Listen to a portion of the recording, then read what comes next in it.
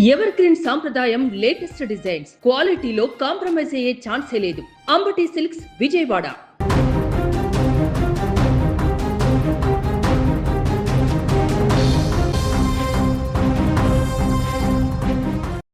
రోజు రోజుకు ఈ సమాజం ఎట్టుపోతోంది.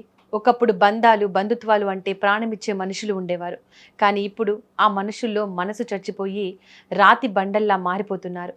నూరేళ్లు కలిసి నడవాల్సిన భార్యాభర్తల బంధం ఇప్పుడు కాసుల కోసం స్వార్థం కోసం ముక్కలైపోతోంది. ఎవరో ఒకరు చేసే తప్పుకు ఏ పాపం ఎరుగని మరొకరు తమ ప్రాణాలనే బలి పెట్టుకుంటున్నారు. ప్రేమించి పెళ్లి చేసుకున్న ఆ భార్యను అతను ప్రాణంగా చూసుకున్నాడు. తమ ప్రేమకు గుర్తుగా పుట్టిన బిడ్డను చూసి మురిసిపోయాడు. కానీ కట్టుకున్న ఆ భార్యే ఒక కసాయి రాక్షసిలా మారుతుందని, తన కన్న పేగును కాసులకు అమ్ముకుంటుందని పాపం ఆ తండ్రి ఊహించలేకపోయాడు. గుండెను పిండేసే ఈ విషాద ఘటన హైదరాబాద్లోని హయత్ నగర్లో వెలుగు చూసింది. అసలేం జరిగిందో తెలిస్తే మనిషి అన్న ప్రతి ఒక్కరి రక్తం మరుగుతోంది, కళ్ళు చెమ్మగిల్లుతాయి. అది 4 ఏళ్ల క్రితం గోవర్ధన్, సరిత అనే ఇద్దరు యువతి యువకులు ఒకరినొకరు ప్రాణంగా ప్రేమించుకున్నారు.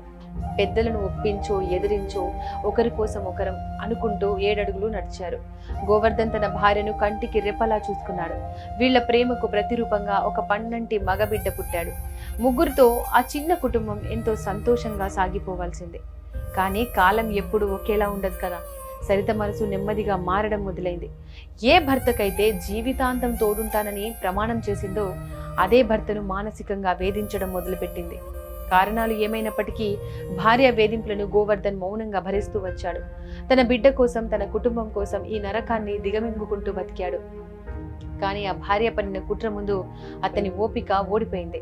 సరిత చేసిన పని గురించి వింటే మాతృదేవోభవ అన్న పదానికే అర్థం లేకుండా పోయింది అనిపిస్తోంది.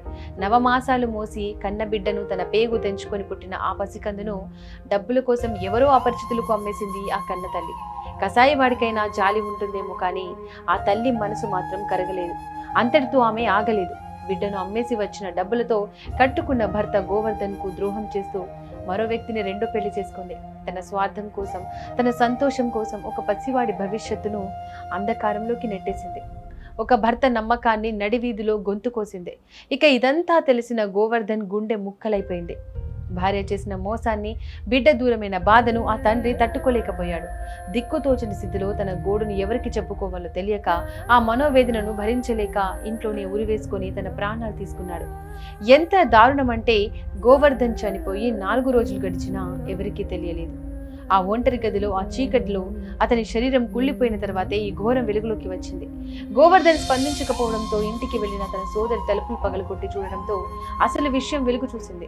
సమాజం ఎంత నాగరికంగా మారుతుందో మనుషుల మధ్య బంధాలు అంత దిగజారిపోతున్నాయి అనడానికి ఈ ఘటనే ఒక సజీవ సాక్ష్యం.